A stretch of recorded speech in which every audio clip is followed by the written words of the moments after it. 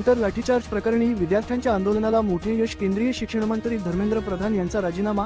डोंबिवलीत महाविकास आघाडी व मनसेकडून जल्लोष. जंतर मंतर येथे विद्यार्थ्यांवर झालेल्या अमानुष लाठीचार्जच्या निषेधार्थ देशभर उभारलेल्या आंदोलनाला अखेर मोठे यश मिळाले असून केंद्रीय शिक्षण मंत्री धर्मेंद्र प्रधान यांनी आपल्या पदाचा राजीनामा दिल्यानंतर देशभरात आनंदोत्सव साजरा करण्यात येत आहे. विद्यार्थ्यांच्या ध्येय हक्कांसाठी उभ्या राहिलेल्या युवकांच्या एकजुटीसमोर सरकारला झुकावे लागल्याची भावना विविध स्तरांतून व्यक्त होत आहे. याच पार्श्वभूमीवर डोंबिवली येथे महाराष्ट्र नवनिर्माण सेना, मनसे, राष्ट्रवादी काँग्रेस पक्ष, शरदचंद्र पवार गट आणि काँग्रेस पक्षाच्या वतीने संयुक्तपणे जल्लोष साजरा करण्यात आला. यावेळी उपस्थित पदाधिकारी, कार्यकर्ते आणि नागरिकांनी विद्यार्थ्यांच्या लढ्याचे व युवक शक्तीच्या एकतेचे कौतुक करत घोषणाबाजी केली. देशातील युवक एकत्र आला तर अन्यायाविरोधात मोठा बदल घडवून आणू शकतो. विद्यार्थ्यांच्या प्रश्नावर सुरू झालेल्या या आंदोलनामुळे सरकारला निर्णय घ्यावा लागला.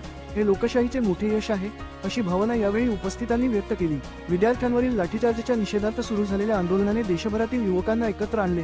या युवक शक्तीमुळेच सरकारला झुकावे लागले असून हा विजय विद्यार्थ्यांचा, युवकांचा आणि लोकशाही मूल्यांचा असल्याचे मतही यावेळी व्यक्त करण्यात आले.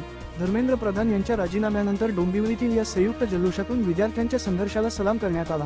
तसेच भविष्यातही विद्यार्थ्यांच्या हक्कांसाठी अशाच प्रकारे एकजुटीने लढा देण्याचा निर्धार यावेळी व्यक्त करण्यात आला. आणि त्यांनी डोंबिवली शहर करून सगळ्यांना आव्हान दिलं होतं की आपण सर्व एकत्र जमूया, महामानव डॉक्टर बाबासाहेब आंबेडकर साहेबांच्या इथे जमूया आणि त्यांना अभिवादन करून आपण आंदोलनाला सुरुवात करूया. आज एक अभिमानाची गोष्ट सांगावी वाटते तर आज तो खरं संविधानाचा विजय झाला आणि पुन्हा एकदा आपण डॉक्टर बाबासाहेब आंबेडकरांना आज अभिवादन करून विजय उत्सव तिथे साजरा करतोय. आज आपल्या देशामध्ये क्रांती घडली आणि आजचा दिवस इतिहासामध्ये सुवर्ण अक्षरामध्ये नोंद होणार आहे आणि मला अभिमान वाटतो का या नोंदीचा आपण देखील इथे आहोत, त्याची दखल सगळ्यांनी घेतलेली आहे. आणि मला खास करून तर डोंबिवलीकर नागरिक, पालक, विद्यार्थी यांचं अभिनंदन करावंसं वाटतं का ज्याप्रमाणे ते इथे उपस्थित झाले आणि सर्व कानाकोपऱ्यामध्ये त्यांनी आंदोलन केलं आणि एवढी वर्ष ते व्यक्त होत नव्हते परंतु व्यक्त व्हायला लागले. यापुढे देखील ते अशाच प्रमाणे व्यक्त होतील आणि आम्ही मनसे म्हणून एक ग्वाही देतो तर प्रत्येक डोंबिवलीकर नागरिकांच्या मागे, विद्यार्थ्यांच्या मागे, पालकांच्या मागे आम्ही ठामपणे उभे राहू. आषाढी एकादशीचे हार्दिक शुभेच्छा देतो.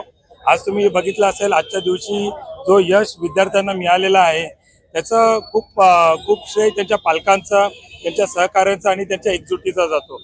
आज इथे जरी आपले भारताचे केंद्रीय शिक्षण मंत्री धर्मेंद्र प्रधान यांनी राजीनामा दिला असेल जबरदस्तीने, तरी काँग्रेस पक्षातर्फे आमच्या 3 मागण्या प्रामुख्याने अजूनही राहतील. सर्वप्रथम विद्यार्थ्यांनी ज्यांच्यावरती गुन्हे दाखल झालेले आहेत ते सरकारने मागे घेण्यात यावे. त्यानंतर दिल्ली पोलीस यांनी जे अमानुषपणे मारहाण केलेलं आहे त्याच्याबद्दल त्यांच्यावरती गुन्हे दाखल करण्यात यावे. आणि तिसरी म्हणजे भारताचे पंतप्रधान नरेंद्र मोदी यांनी संपूर्ण भारताची माफी मागावी, कारण त्यांना हा विषय हाताळता आलेला नाहीये. राजीनामा तर द्यायलाच पाहिजे होतं, नैतिक जबाबदारी, पण त्यांना 12 वर्षामध्ये नैतिक जबाबदारीचा अर्थ समजलेला नाहीये. तर आमच्या या प्रामुख्याने 3 भूमिका राहणार आणि आम्ही त्या सातत्याने मागत राहणार आहोत. आंबेडकरांनी आपल्याला सांगितलंच होतं, शिका, संघटित व्हा आणि संघर्ष करा. त्याचा कुठेतरी आज आपल्याला प्रत्यक्ष जे बघायला मिळालंय ते त्याचंच काहीतरी एक स्वरूप आहे. संविधानाने जो आपल्याला अधिकार दिलेला त्यानुसार आम्ही आंदोलन करत होतो आणि त्याची कुठेतरी आम्हाला परतफेड मिळालेली आहे. विद्यार्थी जेव्हा असं रस्त्यावर उतरतो ती त्याची एक मजबुरी असते प्रशासनाने त्यांचं न ऐकल्याची. कोणालाही विद्यार्थ्याला अशी हौस नसते की यावर रस्त्यावर उतरावा आणि संघर्ष करावा स्वतःच्या वेळातून वेळ काढून. त्यामुळे आज जो हा विजय आहे हा संपूर्ण युवा शक्तीचा विजय आहे, ज्यांनी अन्याय स्वीकारण्यापेक्षा त्याच्याबद्दल आवाज उठवणं जास्त महत्त्वाचं ठरवलं. आपल्याला माहिती असेल की जंतर मंतर जेव्हा होतं तिथे अभिजित दिपकेंना पवार साहेब भेटायला गेले. त्यानंतर पवार साहेब देशाचे पंतप्रधान मोदी यांना भेटायला गेले. त्यावेळेला जेव्हा एका वेळेला पंतप्रधानांनी सांगितलं की मैं उंगली पकड़ के राजनीति सिखाऊं, आज हात पकड़ के पवार साहब ने क्या सिखाया उनको ही पता है. ही सांगायची गरज नाहीये, पण हा विजय खरा विद्यार्थ्यांचा आहे आणि सर्व पक्षपाती आणि मुलांच्या आई वडिलांचा विजय आहे, एवढंच मी सांगेन. धन्यवाद. मी कौतुक करेन कारण की जे चालू होतं, जे दिल्लीमध्ये इतक्या वर्षापासून जे सत्कार हालतच नव्हतं, आज बऱ्याच वेळा शेतकऱ्यांचा मोर्चा निघतो, तुम्ही मला मणिपूरमधला जो मोर्चा झाला, या सगळे मोर्चा झाले, पण त्याला कुणी सरकार झुकलं नाही. पण आज हे जंतर मंतर ज्यांनी केलेलं आहे त्याच्या पाठीमागं पूर्ण युवा पिढी आज पाठीमागं उभी राहिली आणि त्या युवा पिढीने दाखवलं की आम्ही लहान आहोत पण तुम्हाला आज कायदा दाखवू शकतो.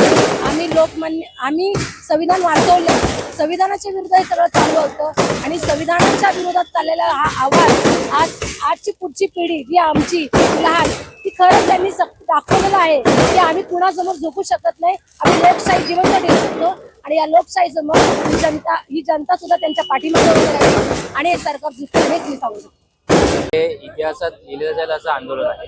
महाराष्ट्र नवनिर्माण सेनेच्या वतीने या आंदोलनाला त्यांचा समस्त जे आंदोलक आहेत ज्यांनी उन्हात तिथे उभे राहिले, लाट्याकाट्या घालल्या, त्यांच्यावर केसेस झाल्या, त्यांचं अभिनंदन आहे. तर हा विजय, हा जो काही लढा होता त्यांचाच, विद्यार्थ्यांचाच विजय आहे.